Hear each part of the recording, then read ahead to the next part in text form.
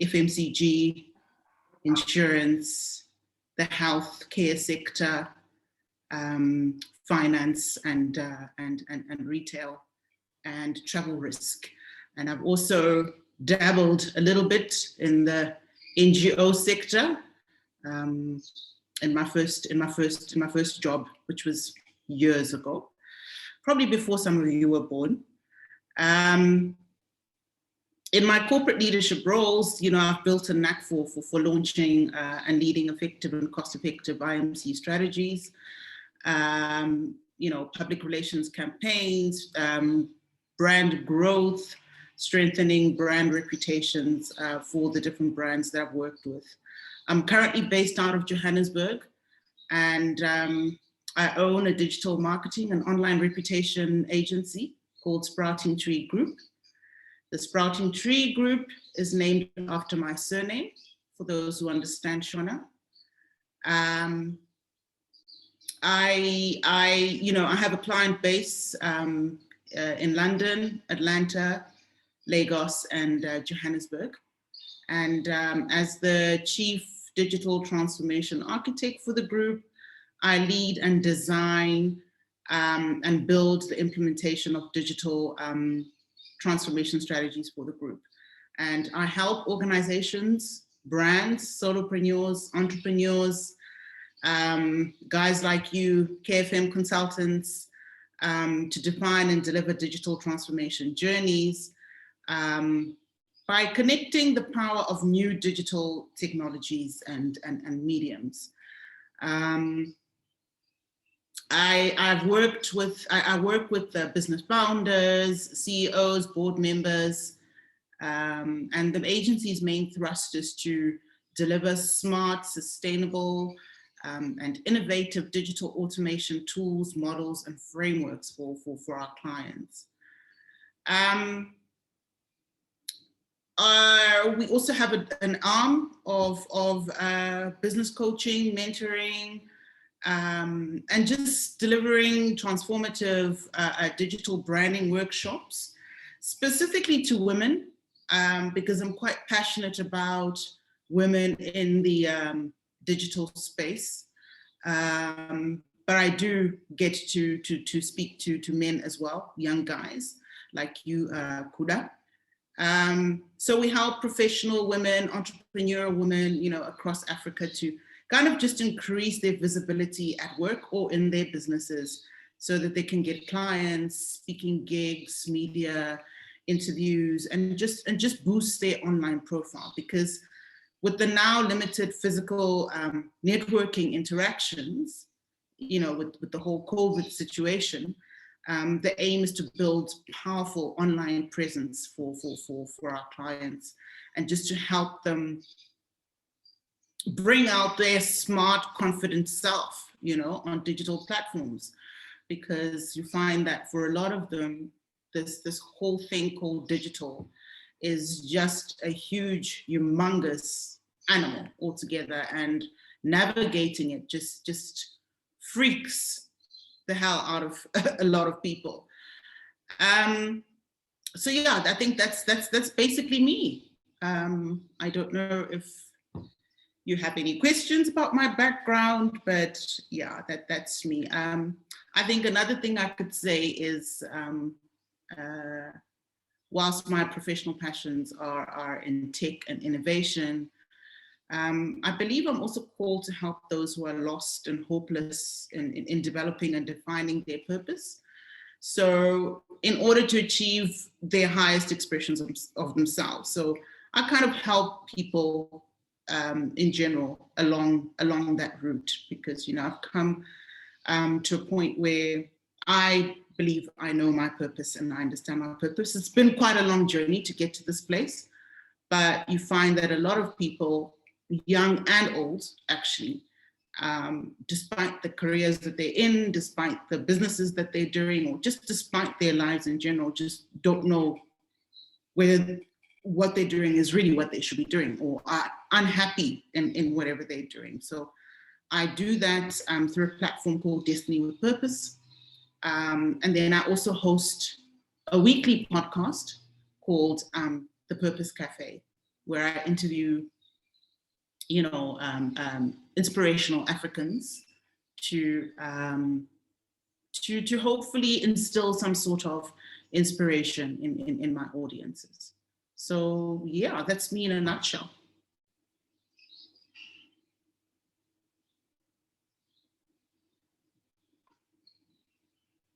I don't know if I should. I think, yeah, we can just continue. If anyone has questions, they can just put in the chat box, or you can just ask. I don't know if anyone has any questions at the moment. Okay, so I can actually just start and carry on, right? I think so, yeah, let's go. We'll come back with questions later, I'm sure.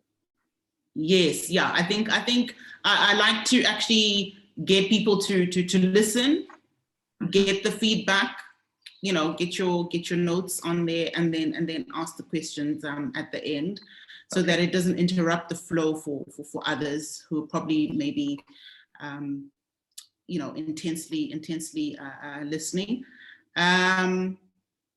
I am going to do a presentation. So what I like to do is I'm just going to switch my video off so I can have the presentation on screen. I hope that's okay. It's fine. You can go ahead and share your screen if you want to share it. Yeah. Okay, perfect.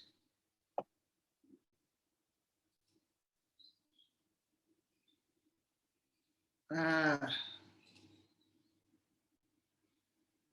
had opened this. I had opened it.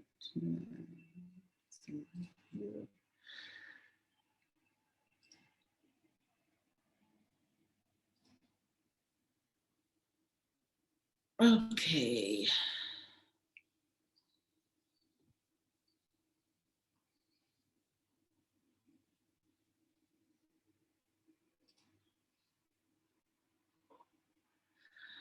All right, so I'm basically speaking from the point of view of an entrepreneur. I don't know how many of you would like to get into the entrepreneurial space and what all your ambitions are, but I just hope that, you know, the presentation will help you in some sort of way, you know, to give you some sort of decision on your career path. The first thing I want to say is that I know a lot of people always ask me, you know, why go into entrepreneurship? And so, you know, whilst I know that the entrepreneurial journey is really paved with many unknowns, I'm sure about this one thing, that this journey is an intersection of my superpower, my passions, and my value.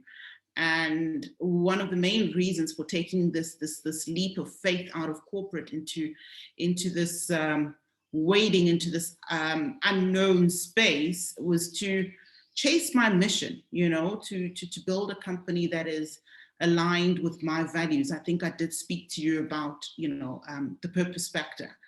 And one of the things is also to inspire my fellow Black sisters. And, you know, when I look at the young people coming out of colleges today, I remember myself and look back and wish that I had, you know, people like me, you know, mentors, you know, people to actually help them along their career growth and make certain decisions. So that's where sort of my passion lies, and just to make a positive global impact. In general, I'm naturally a very ambitious, curious, and creative person, and you know, I'm fascinated with the idea of making something that will outlive me, a legacy that stands on its own and inspires great work in others. And one of my legacies that I hope to leave is really in the tech and innovation space, specifically for Black women in Africa. And as such, also, I just want that creative freedom to be able to develop products and services that, you know, provide clients with that best experience and solutions that go into making the world better, into the growth of Africa, which is something I'm pretty passionate about. I also wanted to take control of my own professional destiny, my time, my lifestyle, and as a woman, entrepreneurship lessens the impact of the glass ceiling as well. Because it is not a myth. It is very much a real thing, especially when it comes to Black women. And fewer people are holding you back from reaching your goals and how far you can get to where you want to go. And so that's hence my entrepreneurial journey. I love to collaborate with people. I like speaking to guys like you, who are incredibly talented and hopefully just as ambitious as I am. And also just to show my son as well as a mother that there are different ways to learn. There are different ways to move forward in life. It's not all about going to university and then getting that job in that corporate world. There's so many different ways of living your life. So going into the crux of the matter, what is digital transformation? I know I throw this word around that, I'm a digital transformation architect. My agency is works in the digital transformation space. But when you look at it, you ask yourself, what is the constant in today's digital economy, where customer engagement is expected, relationships are real, choices is infinite, and delivery is on demand. The only constant is driven by technology. Successfully adapting to change through a digital transformation means the difference between how can I put it, between a failing and a thriving business. To me, that's what it means for me. And digital transformation is the end-to-end business transformation of an organization, from strategy to operations, from leadership to enterprise-wide culture, enabled obviously by exponential technologies. Our target clients at Sprouting Tree Group is really people who ask themselves, when we ask them the questions, we say, you look at yourself as KFM, for example, and you say, have we a lack of clarity around what digital transformation actually is? And if your answer is yes, then you're potentially my client. Is there a lack of clarity around who in the organization owns digital? What is the digital vision? What should it be? And if that question is, we don't know, then you're potentially my client. Digital investments are piecemeal with no, how can I put it? With no cohesive roadmap or return on investment. So you find that IT will buy laptops. Oh yeah, we've got laptops. And then marketing is doing something else in the social media space. So everyone is working in silos with no cohesiveness in the whole sort of business agenda or the business vision. And so companies like that, brands like that, entrepreneurs like that are potentially my client. I mean, I could go on, but I think for the sake of time, let me move on. So coming to the topic of today, simple business automation tools for entrepreneurial productivity. I looked at, we did a survey and looked at it and realized, just from our many surveys that we've done, and we did one focus group, that the challenges of an entrepreneur really are around cash flow management, hiring of employees, choosing the product or service, delegation of tasks, money management, fatigue is also another one, balancing quality and growth. But the biggest and most common challenge for entrepreneurs, and I also see that in small businesses as well, and even in some, small to medium businesses, the most common challenge is time management. Because entrepreneurs are faced with so many hats, wear many hats rather. And sometimes they wear all the hats. They are the finance manager, they are the Kuda, they are the Cheryl, they are the Tafadzwa, they are all of you. And so they have to do all these jobs just to grow their business and build their brand. And you find that one of the things they will say to you is if only I had more time, I could accomplish so much more. And so many people and many thought leaders have offered solutions to make that time. Like money, time obviously doesn't grow on trees. So you have to be smart about how you spend it. And some of the solutions that I've seen, from thought leaders, from experienced people who have been in different spaces, have been, for example, create goal lists. You should have a list of lifetime goals broken down into annual goals, broken down into monthly goals, blah, blah, blah, blah, weekly goals, and then take it one day at a time, have specific tasks.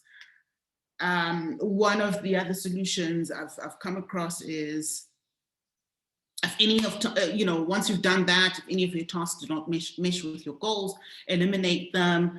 If any of your tasks do not absolutely have to be completed by you, delegate them, or consistently, on a daily basis, consistently ask yourself, is what I'm doing right now the absolute best use of my time? But to be honest with you, from my experience and from everything that I have, from factual, research that I've done, we at Sprouting Tree Group, our solution is to say, automate.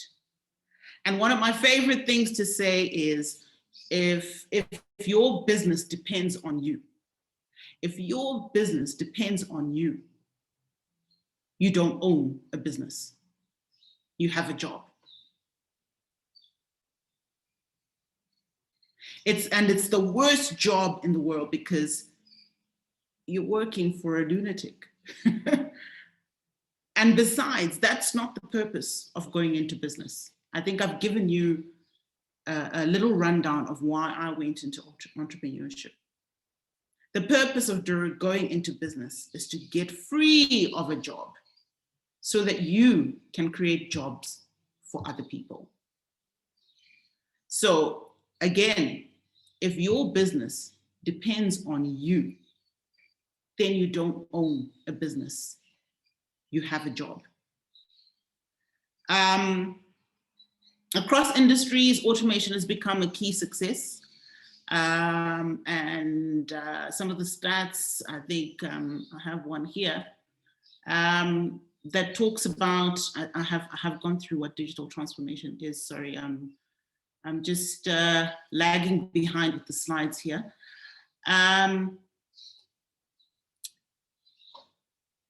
Nearly 80% of top performing companies have used marketing automation for more than 2 years, according to the research firm Gleanster. And the key word here is top performing. And this is because once you're in that automation engine, all the tasks that lag productivity begin to fall away. Automation tools are transforming business operations, processes, and these tools make possible scaling, maintaining your small business with ease. And even if you run a large team or a small business, you can probably find processes that can be automated. And my belief is that you should incorporate automation in every aspect of the business, from capturing leads to closing sales, to serving your customers, to checking routine office tasks off the to-do list. When repetitive processes are automated, you find that small business owners can instead devote their time to the goals that really matter, and that is growing the business. Just some of the types of automation that I've come across. So you can automate repetitive tasks, automate for workflow, daily tasks, specific tasks, and lead processes.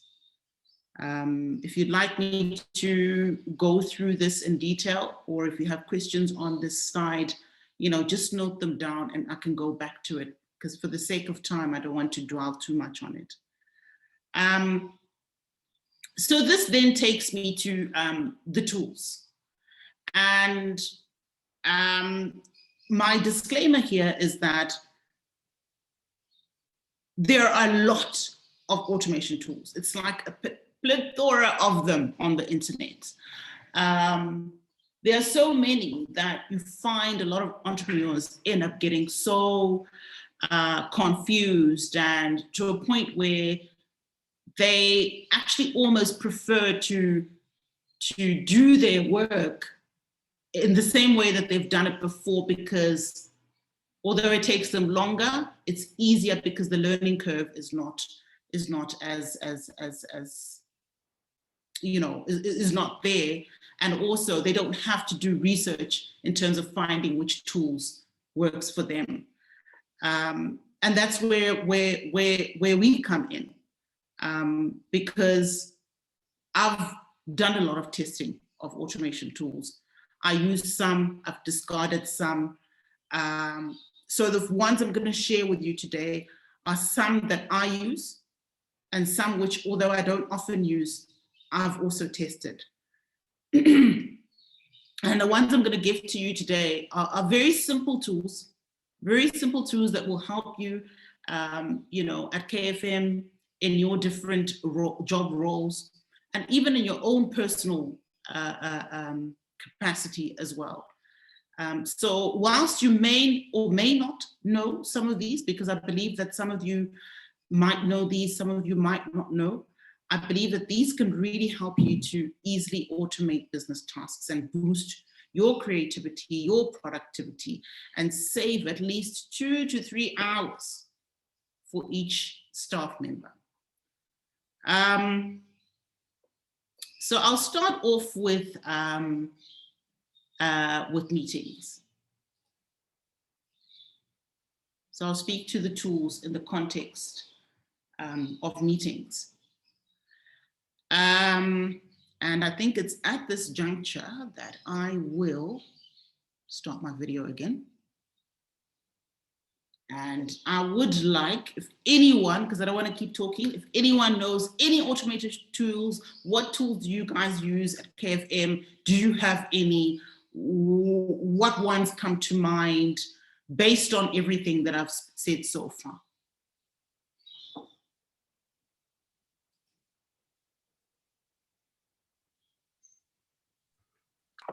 I'm going to target Michelle.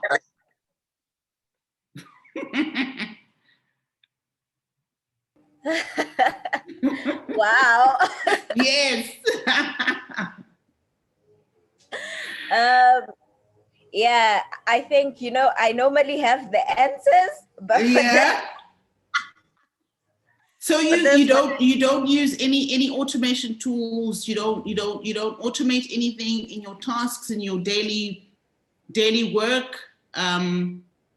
When building your campaigns, building your strategies for marketing. No, normally no, but maybe in relation to other tasks, maybe like questionnaires.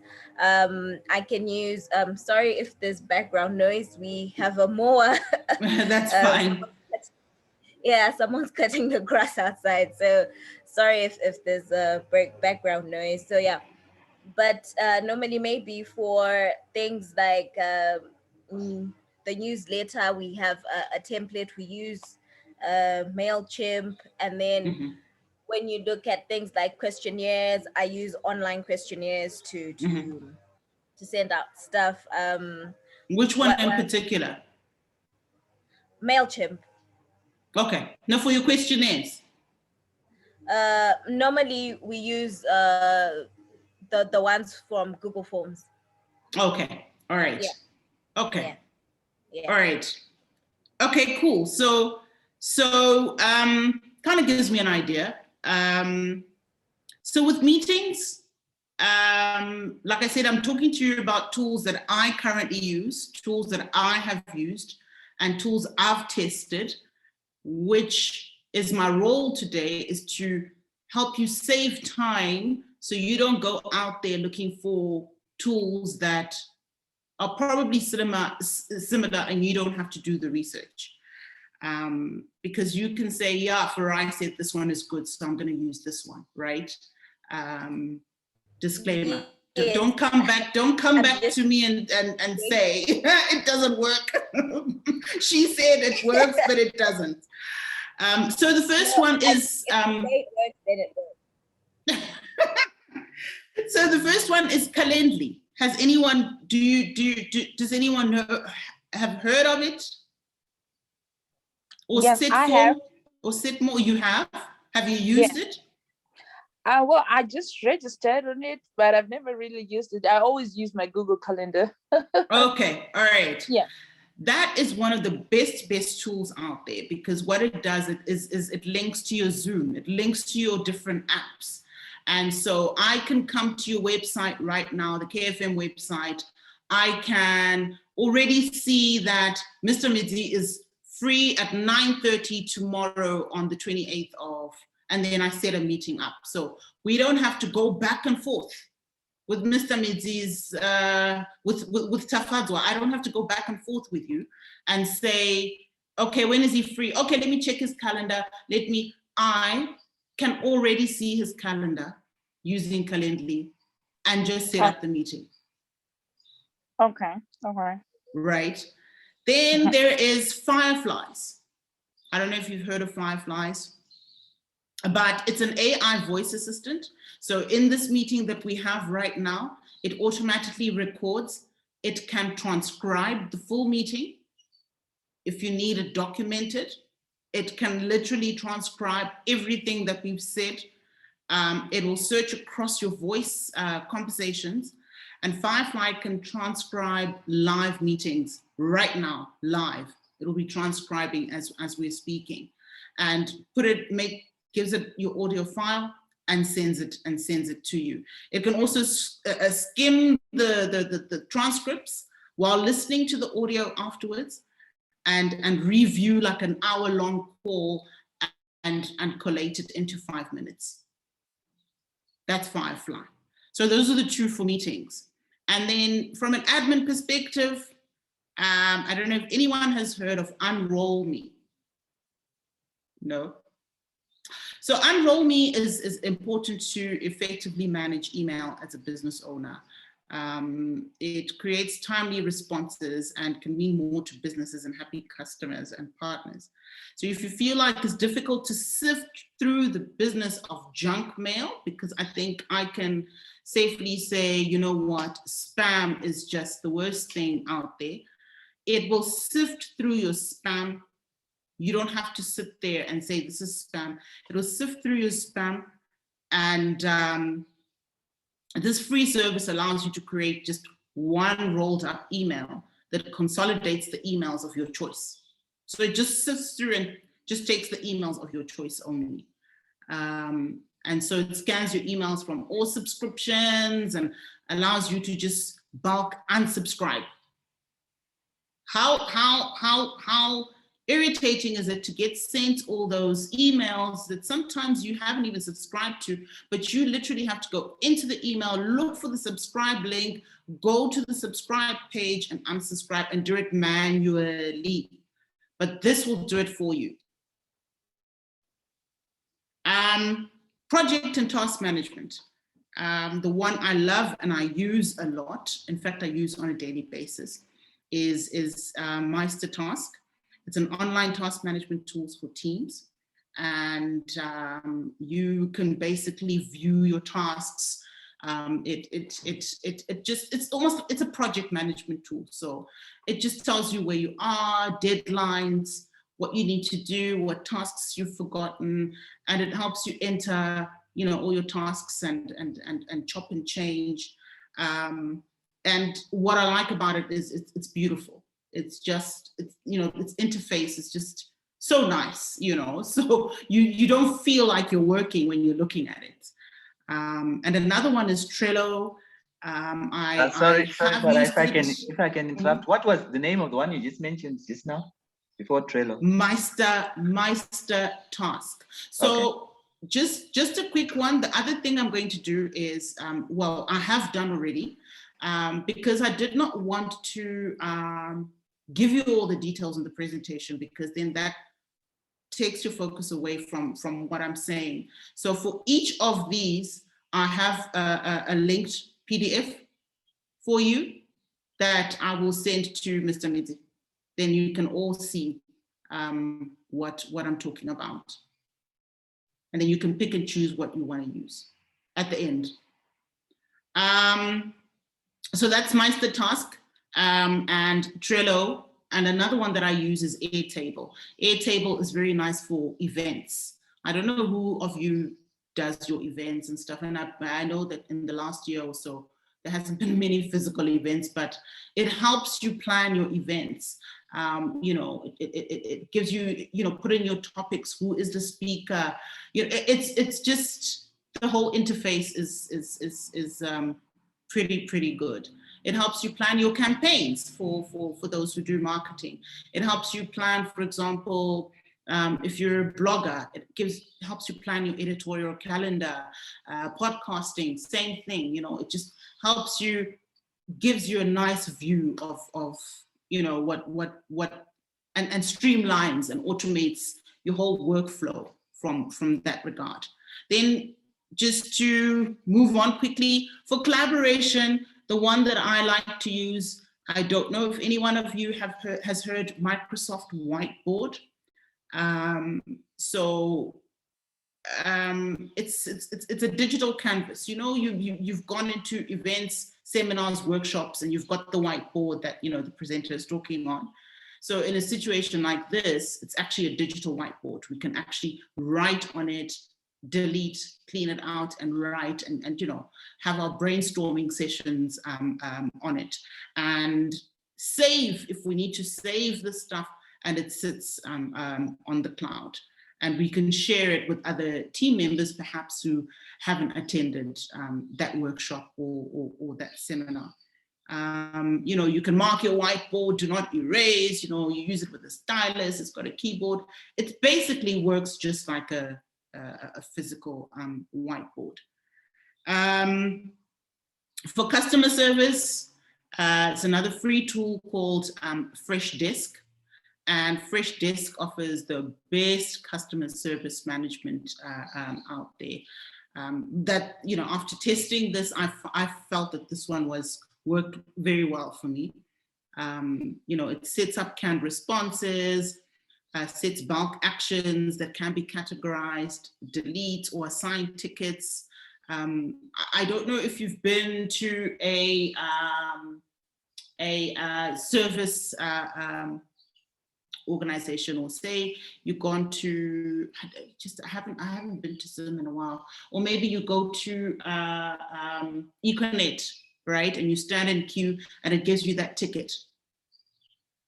Am I not? You can get a ticket to stand in queue, and then it will say ticket number so and so, now serving at counter whatever. Am I? Hand up to anyone who doesn't know what I'm talking about. But that's what Freshdesk does. Then for proposals, Kuda, I don't know, perhaps maybe it's you. Who does a lot of your proposals when during tenders and things Michelle, like that? that's Michelle. Yeah. So this, you're gonna love this one. These are my absolute favorite. In fact, they're so good that I use them interchangeably. I don't use one. So these are free business proposal templates. So you already have templates that are done for you with the beautiful pictures and images. So if you're in marketing and you're doing a marketing proposal, if you are a website developer and you're doing a proposal to a client of how much it's going to cost to design the site, if you are a finance person and you're finance consultant, and you know, all the different spaces that you can think of, you know, they have different templates for you. So there's Panda Doc, there's Better Proposal, there's Proposify, and Jotform. It's gonna make your life so you're gonna thank me, and I'm expecting a very beautiful present coming all the way from Zim, called Dovi. Once you see this, then lastly, marketing again. Have you heard of Google My Business? No. Okay, yeah. So you have? Yes, I have. Okay. All right. So Google My Business engages with customers. You can go onto Google for free, and you set up your account, and you can interact with other businesses as well. And it will give you, so via your website, it will give you all the details of you know, the performance of your website. It will give you details of people in the area who do similar things that you do. It will, you know, let you connect with customers who are probably looking for the same service that you're offering in that area as well. So it's a pretty nifty tool. I like it very much. Then we go into social media. Social media, automating all your posts. I think that for me is one of my biggest nightmares. We do that for clients, but you know, I find that my own social media accounts sometimes lag behind. But these tools help a lot because you can automate all your posts for whatever period, whether it's for a month, you put in all your posts and it just automatically puts them out. So you've got Later, you've got Hootsuite and Buffer. Later is more of a free tool. Hootsuite has free plans, but they don't give you as much. And so you might need to pay for them, Hootsuite and Buffer. For LinkedIn specifically, LinkedIn is very different. I don't know if you know that LinkedIn is owned by Microsoft, whilst you know you've got your IG and your Facebook, which are owned by Facebook. So it does things a little differently, and LinkedIn is also very much. This is just a tip for you guys. LinkedIn is very much. How can I put it? It doesn't like third party. And so when you want to grow your LinkedIn, one of the tips I can give you is you find a lot of people like to post or share links from outside, like a YouTube video or a document that they've just read from a certain website and put it into LinkedIn. That stops LinkedIn from, because it doesn't like that. So it will not churn out your post to as many people. It will not show it to as many people. The tip I can give you is that because LinkedIn loves content that is written content. So I know a lot of people will say, yeah, but just written content without a picture or an image, but LinkedIn loves that. It prefers written content. So what you do is you take the link that you feel you want to share, write your own little spiel of whatever you want to say, take your link and put it in your comments section.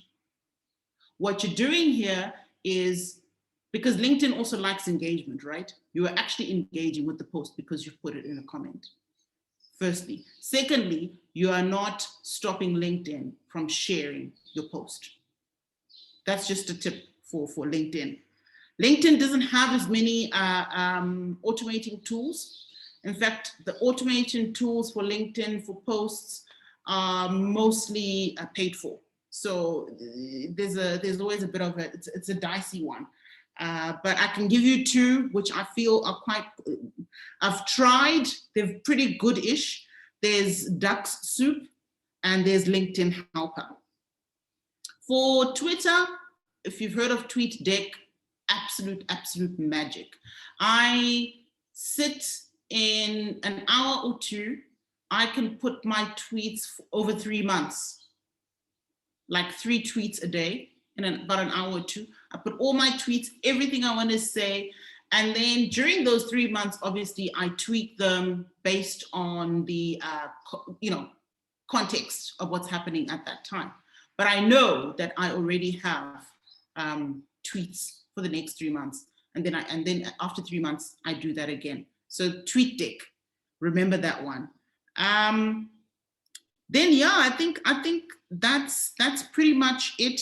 But I also wanted to share Chrome extensions. A lot of people don't know that Google Chrome has a lot of extensions that are free that one can actually use for productivity. The first one, there's so many, but I'm going to give you the top 5 that I like. There's Clockify. Clockify will allow you to track time when you're working. It will follow you as you're working. It'll track time. It'll tell you how much time you've spent on a task, so that next time you feel you're doing the same task, you can pace yourself and maybe become better at doing it. It tracks your time, how much you spend on an activity, and you can later use these results, obviously, to analyze your own productivity level. Then you've got something called Noisely. So if you're working in maybe not so much now, because I think I can see that we're all working from home, but if you're working in an open plan office, Noisely is one of those Chrome extensions that's specifically designed to boost productivity by shutting out the noise. So it can give you sounds like falling rain, put your earphones on, falling rain, a storm, coffee shop chatter, wood noises, fire crackling, just to get out that white noise from wherever you are and help you focus. And it's got a list of really interesting sounds that you can actually choose from, depending on what you like. Then you've got Productivity Owl. Productivity Owl, once you have it on there, on whatever website you go onto, it follows you. So you've got that little owl on there, and it will tell you you've been 5 minutes on this website. You've been 10 minutes on this website. It will keep telling you, because, there's some websites that you can sit on for a while, you tend to get engrossed in them and then forget the task that you need to be doing. So it'll keep telling you, you've been here for 10 minutes, you've been here for 20 minutes, etc., etc. Then I'm going to skip these other ones. Then you've got Win the Day. I like this one because it transforms your Chrome into a goal setting tools. You can set your goals, define your deadlines. You can just enter your goal, the goal you want to reach, whether it's a deadline, 1 to 13 weeks, 12 weeks, or whatever. And within that big goal, you can set sub goals, which you can then tackle on a daily basis. And once you set up everything, you'll be able to track your progress for this big goal that you're working towards. Because it'll be on your screen and it will start counting down. We're working towards a goal. So Win the Day is pretty nifty little tool. So I think basically that's it. I also wanted to take you just quickly, because I can see that my time as well.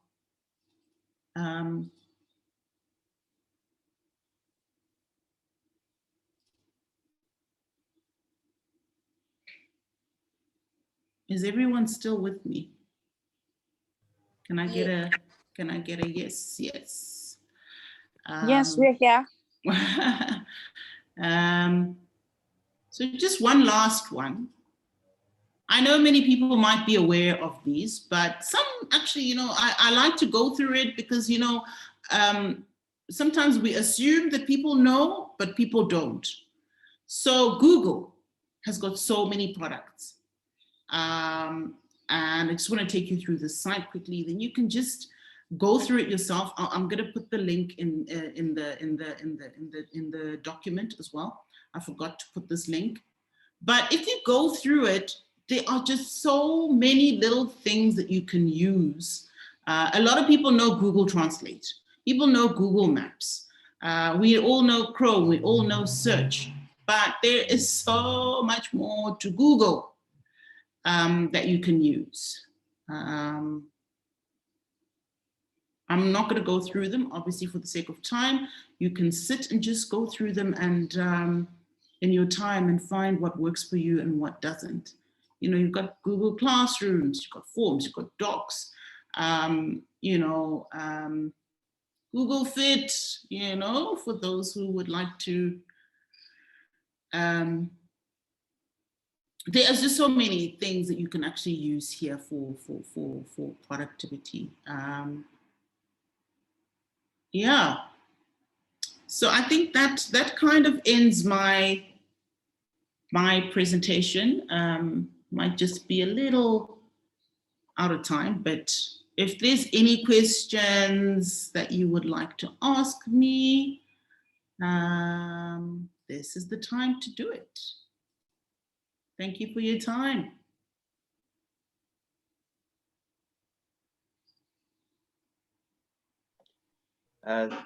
Yeah.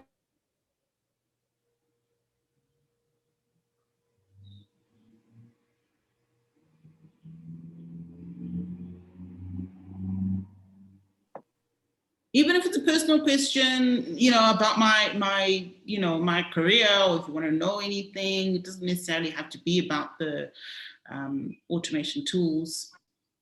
Yeah. So for me, your time. Yeah. So for me, I think the session has just shown how behind we are. Because you asked which tools do you know, and to be honest, I don't think we use any.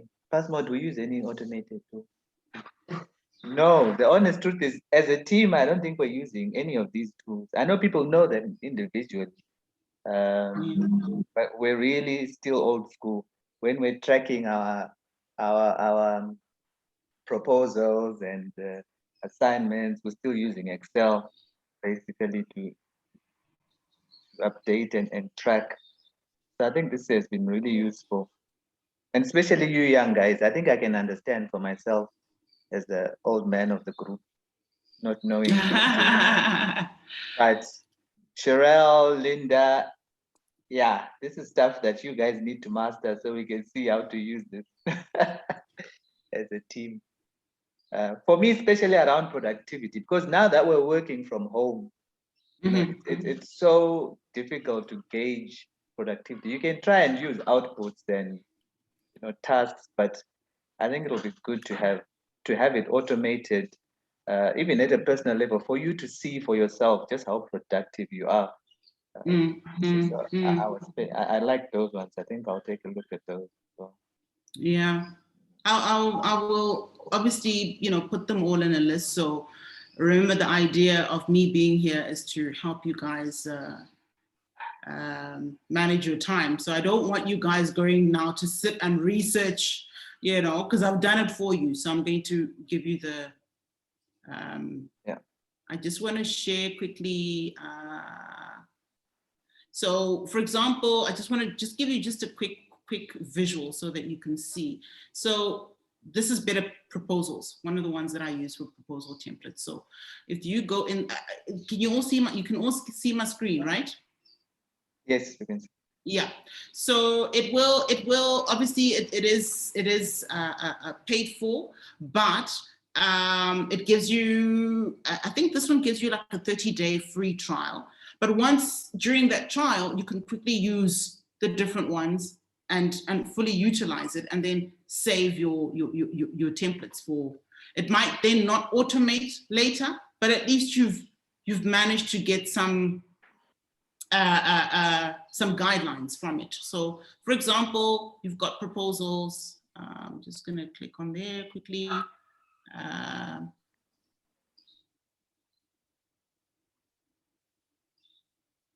I wanted to go into one of the templates so you can actually see what we're talking about. So for example, it will give you, it's a web design tool, proposal, simple web design, Word, you know, e-commerce. These are all marketing proposals. If you're doing a PR campaign, if you're doing a marketing plan, market research. So they're all done for you. You just have to customize them to social media, you know, all these, then you've got your consulting proposals, you know, if you're doing an HR business consulting, if you're a staffing agency and you're doing, you know, there's so many. So you can sit here and sift through. This is just better proposals. There's also PandaDoc, like I said. There's also, what's the other one? Proposify. So I just wanted to quickly give you a bit of a taste there, but I will be sending this to you, the lists. And this particular one, I think it will be of particular interest to us because just, I think on Friday, we were reviewing our proposals and trying to take a look at how we can increase our success rate with the proposals we're submitting. So I think this is a really good place for us to also take a look and see. Maybe, we could do something with our formats and improve them there. Yeah, because what it then also does is once you're done, you email it, it automatically emails it to your prospect or your potential client, and they have a look, they sign it digitally, and they send it back. They've accepted the proposal, so you don't have to follow up, right? And then it keeps track of, you know, if you've charged, I don't know, in the proposal, whatever, say, I don't know, $500 US, it'll also keep track of the fact that this client has actually paid for it. It's not necessarily a finance tool, but it will tell you that this was accepted, this was paid for, and this was how much you received for it.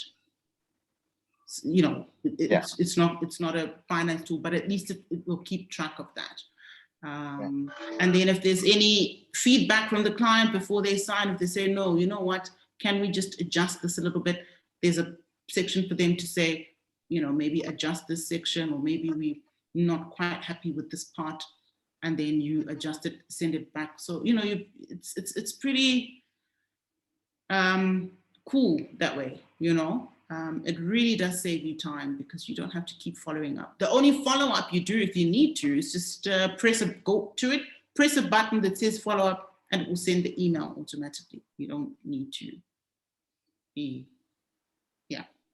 All right, question on, right at the beginning, you spoke about your clients in Lagos and London, and one of the things we're trying to do as KFM is to expand our reach, you know, our reach anyway. I think regionally, we're quite happy with clients in South Zambia, maybe Malawi, but we want to broaden it a lot more. How did you manage to expand that far with your client base? I think for me, it really was about talking to people initially, because when I started, it was really just about telling people.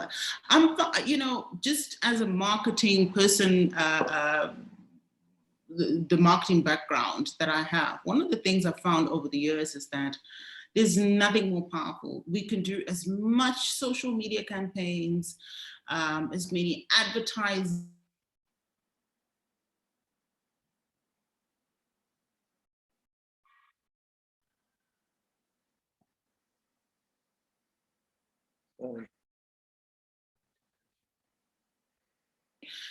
people take note. Oh, I know somebody who does it.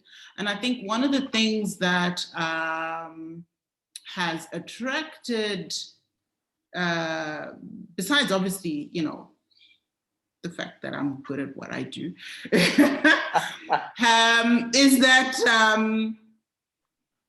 from a pricing perspective, you know, it's pretty competitive, you know, because I'm pricing from an Africa perspective, from, you know, a rand perspective. So if somebody from a pound position looks at it, it's rather go with somebody who is, one, good at what they do, and secondly, I'm paying slightly less, and I'm like, wow, why not?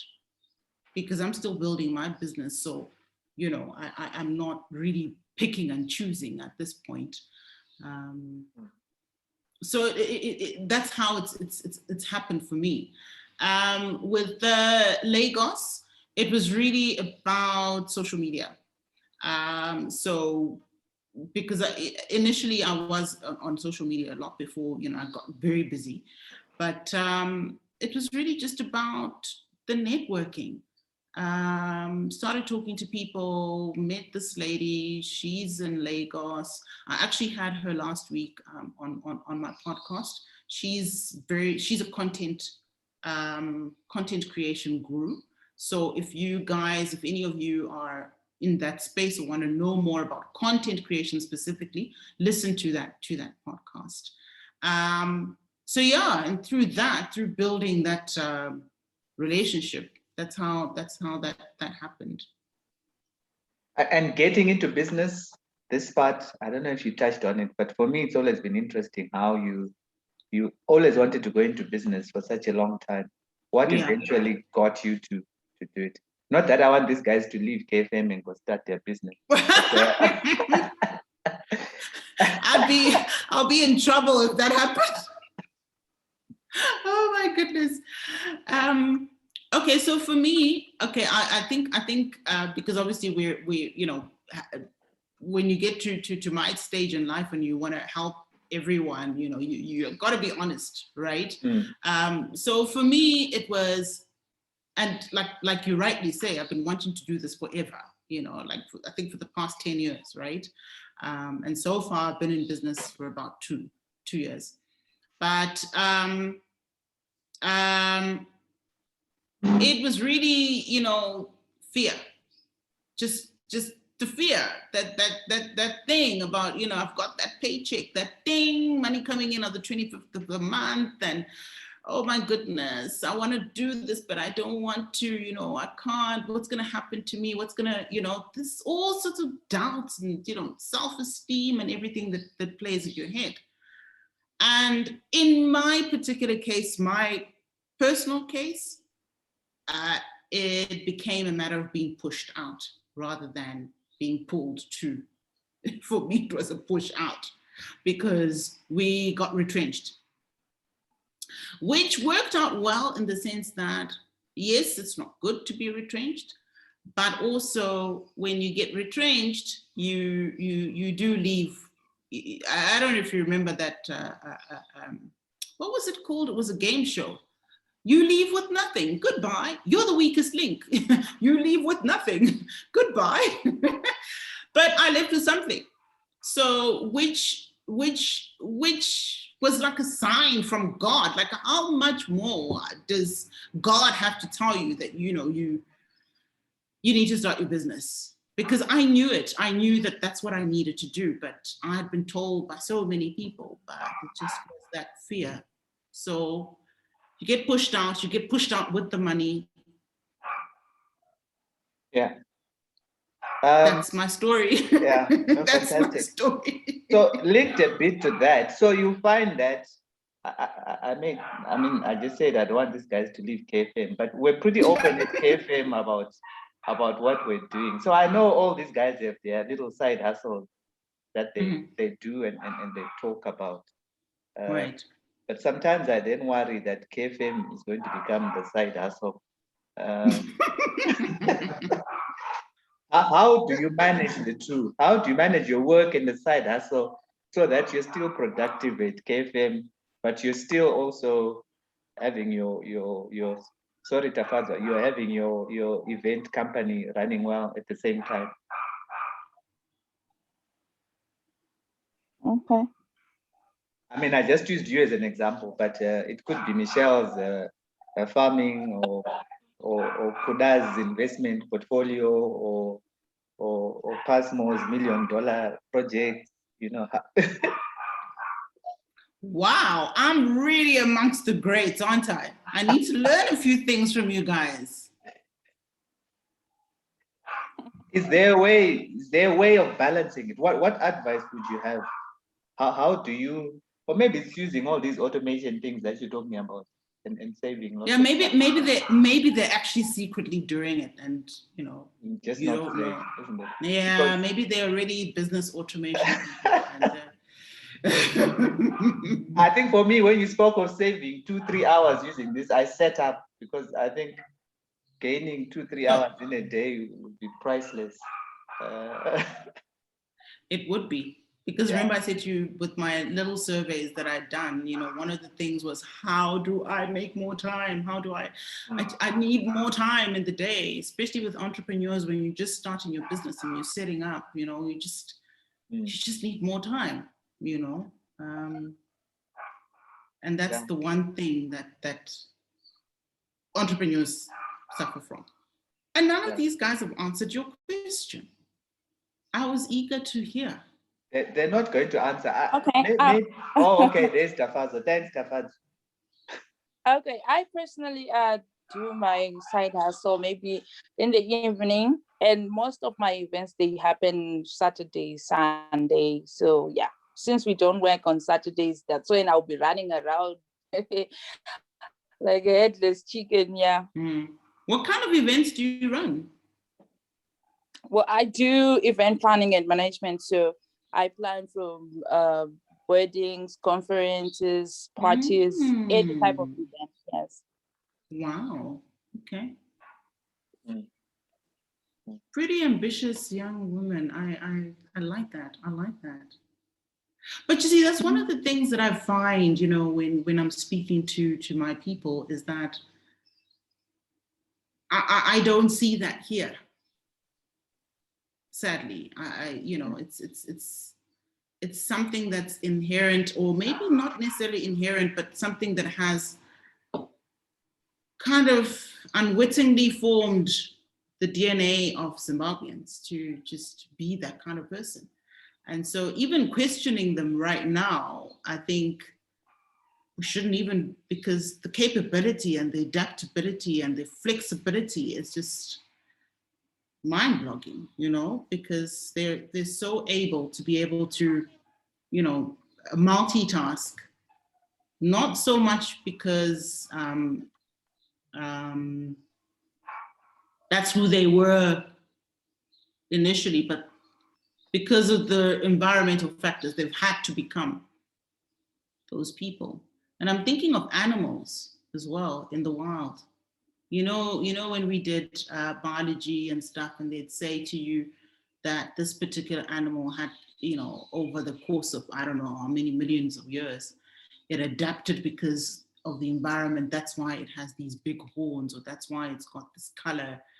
And I think this is exactly what's happening to Zimbabweans. They're becoming a certain type of person or certain type of people. But I think it's good. It's driven us, almost like you said, you were pushed out. I think for us, it's the discomfort has made us seek ways of achieving stuff we might not have thought if we were just comfortable with our one job or what we have. So yeah, in a way it's good, but for me it's just what ideally you'd like to think that with KFM we can be able to do so much that people are way beyond comfortable. But I think the environment as it is as well. But also just I think aspirations change. People start to want more, so you start looking for other ways to expand what you have. So yeah, I think in a way it's good in that it then creates more sources of income for people. I think there was a question here. Yeah. Oh, can we get the link? Can we get the link to the podcast as well? Okay. All right. I will send it to you guys. So all right. I don't know if anyone else has questions. Cheryl, Kuda, Linda, Tanyaradzwa.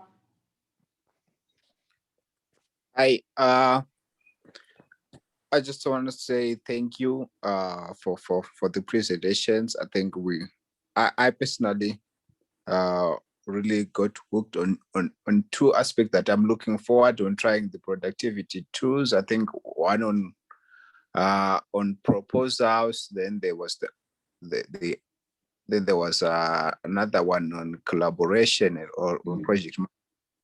I think those are some of the key hacks. and also those Chrome extensions.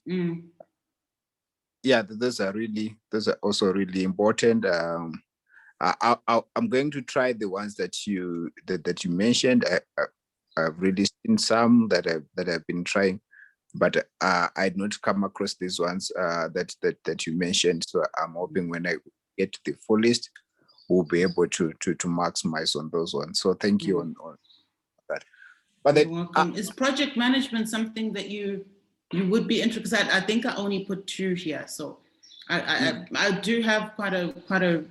The thing is, I mean, I knew that, you know, from a time perspective, there's so many other tools that I've tried that so it was quite a task, even from my end, to try and see which ones I think would resonate with you guys. But there are more if you feel that, you know, project management is something. I can find 1 or 2 others that. Yeah, project management. I think it is really key to what we will be doing. So I would really appreciate those ones. Okay, I'll take note of that. Okay, I just wanted to ask. I think one thing, just like what Kudza had indicated earlier on, that we are all marketers in whatever way in scope that we would want to believe we are, but I wanted to ask from you to say, looking at the situation that really is created by COVID-19 pandemic, in a field like consulting, what other marketing hacks or tips could you share that would work well when you, as a company, you are not just trying to reach to new people, but you want to reach out to your old clients so that you can start a re-engagement with them. You start to so that they are more forthcoming when you are going to if you are going to say, can we work something out again with you from either for like something similar to what you did in the past, or you are giving them a new product offering. What marketing hacks or tips can you suggest that as an organization we can try to work around, so that we are able to reach our targeted market, the people at the decision-making panels, the people who can decide whether they are going to give you the $50,000, the $100,000 contract or something like that. Because okay.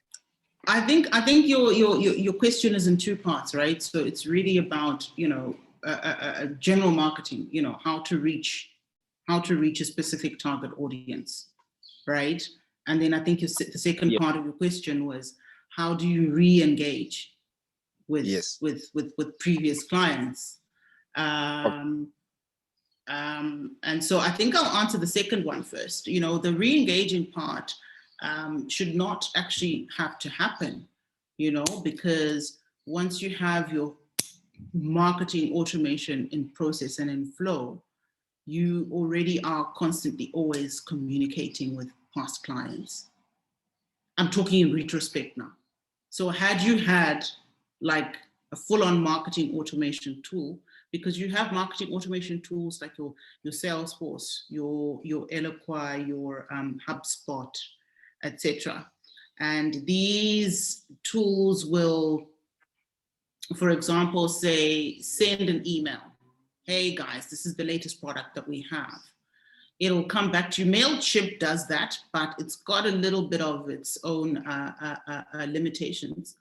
But you can still use it, I guess, you know, to start off with.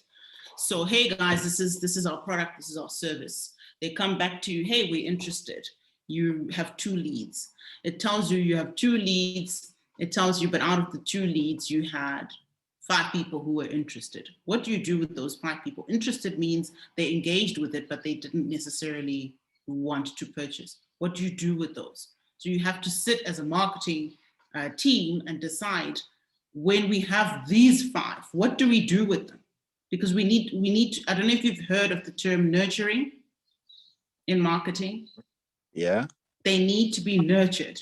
So you would then decide as a marketing team, based on your own strategy, based on your industry and all those little specific details, how you're going to nurture these 5. They engaged with you. It means somehow there's a level of interest, right? But you need now to, from a strategic perspective, find out how you can continue to hold their attention. So it will come back, it will tell you 5 people engaged. Out of those 5, 2 are leads. Out of those 2 leads, it will tell you 1 purchased. And it will then tell you, okay, so this person was a lead, almost purchased. What happened? You then can sit and start. So it basically does the full automation funnel, marketing and sales funnel for you. So that those people, that person who did purchase, it doesn't ignore that person, because remember, you're talking about re-engagement. It doesn't ignore that person. It will keep talking to that person, but you set it to such a point where it doesn't annoy that person. But okay, how do we talk to our previous clients? Maybe we send them a monthly newsletter. Hey, this is what KFM is up to these days. This is what's happened. Oh, we've just hired Michelle. She is this fantastic marketing guru. She has, just little stories to tell them. Hey, during COVID, we're here for you, wash your hands, things like that. You're talking to that person, even though they bought, but you remain top of mind, so that the door is never closed in terms of you reopening a conversation for whatever other service you might have. So that's the I'm answering it backwards. So that's answering your second question. I hope that clarifies. Yeah. Feel free to ask if I haven't clarified. It really shared something. I also want to give another follow-up question, but I'll let you finish. I respond to the one. Okay. To the then. Okay. So when it comes to obviously in this environment now, everything is really online. Business is online. Rather, they say it's now online business. It's no longer business is online, but our businesses, we run online businesses. So you've got to take it online. I think that's really, because that's where they are. That's where these prospects are. That's where that CEO is. That's where that decision maker is. And you kind of have to start analyzing your target audience. Who are I don't know if you've heard of personas, user personas. You start saying, okay, right, I want to target Farai. Who is Farai? She's a CEO. What does she do? What are her interests? Where does she go? Who is she? She's, a Black woman who lives in Johannesburg. What are her interests? Is she more on Twitter, or is she on Instagram? What is her persona of this person?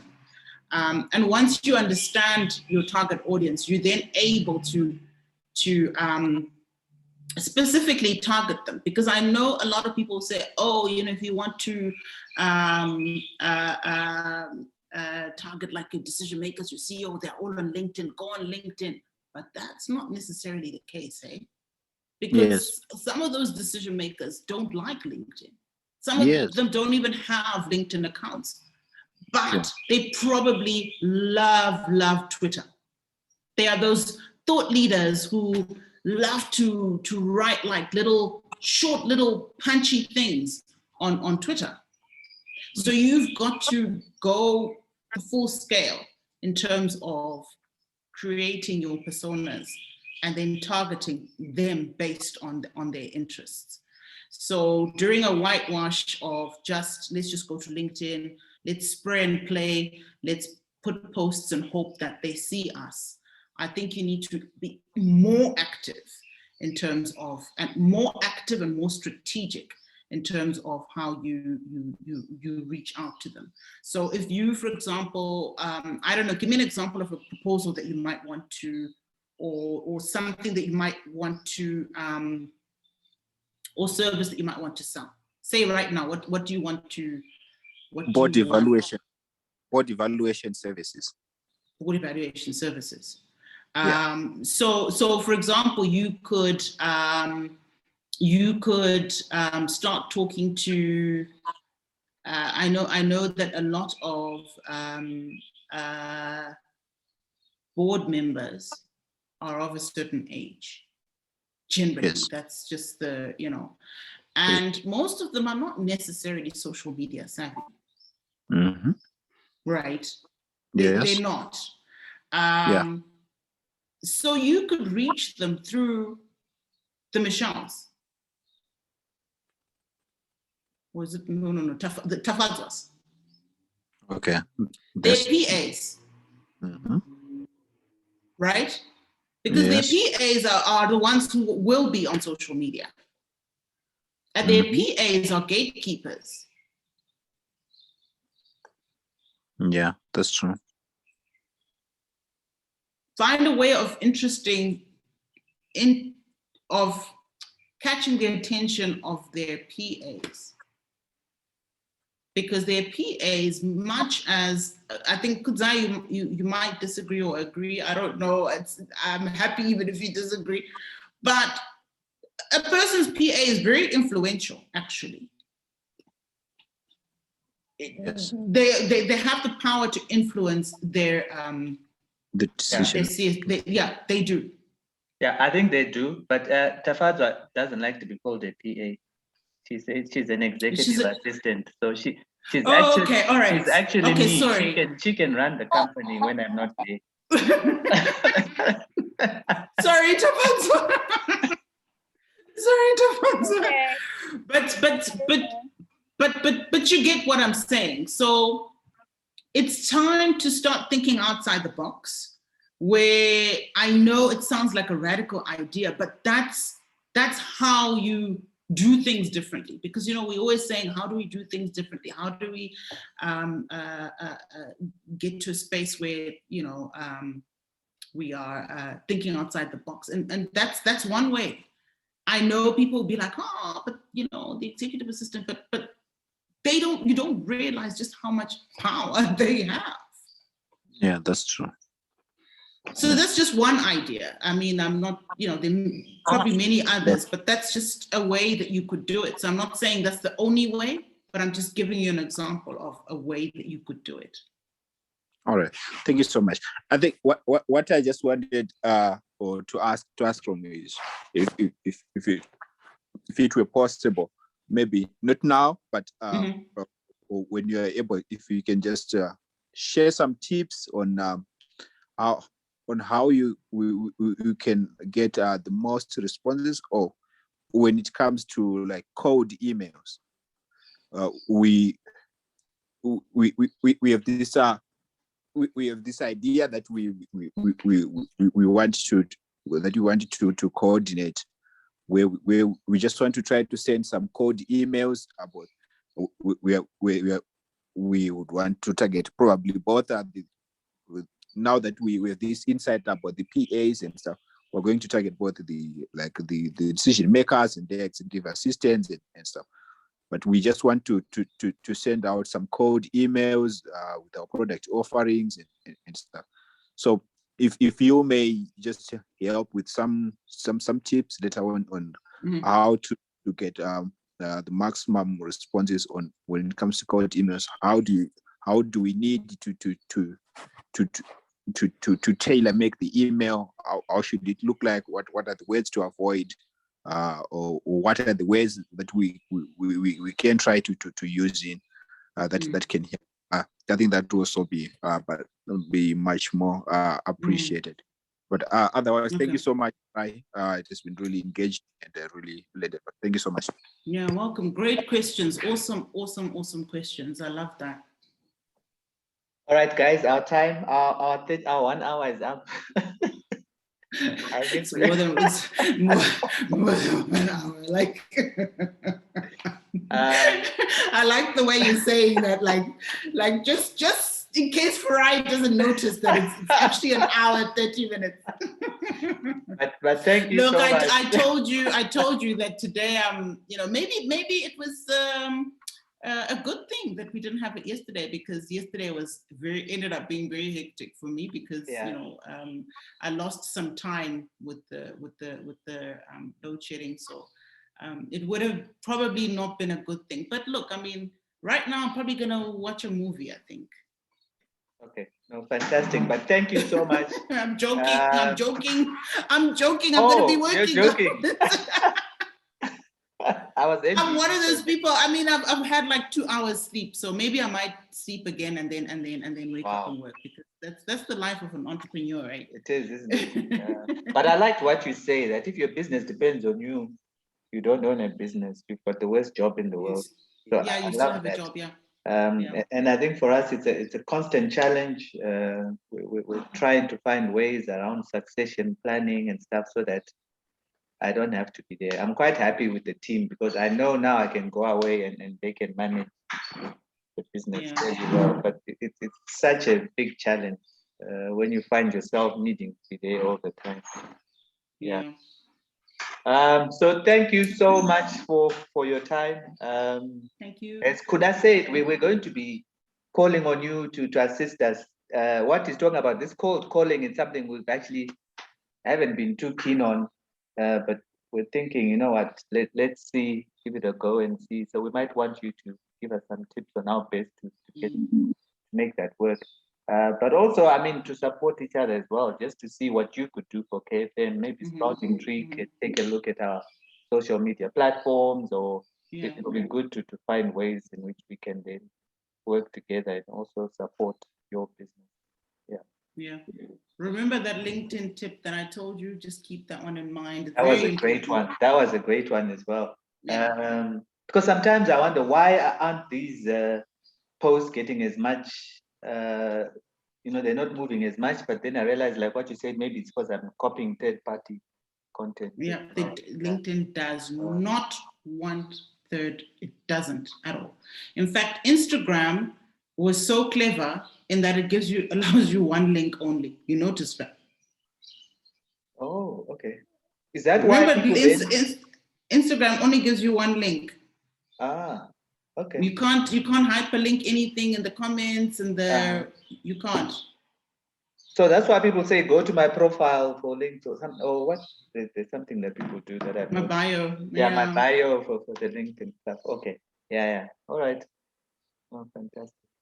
All right.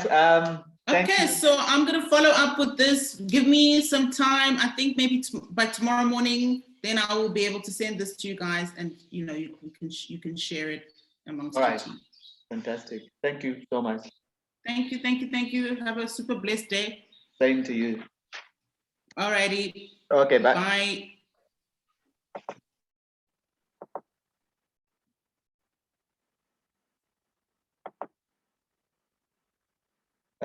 All right. Yeah, Tafadza, our time is run away from us. Yeah. All right, everyone. I was going to ask people what they're doing, but we don't have time anymore. You're still recording. Sorry? You're still recording.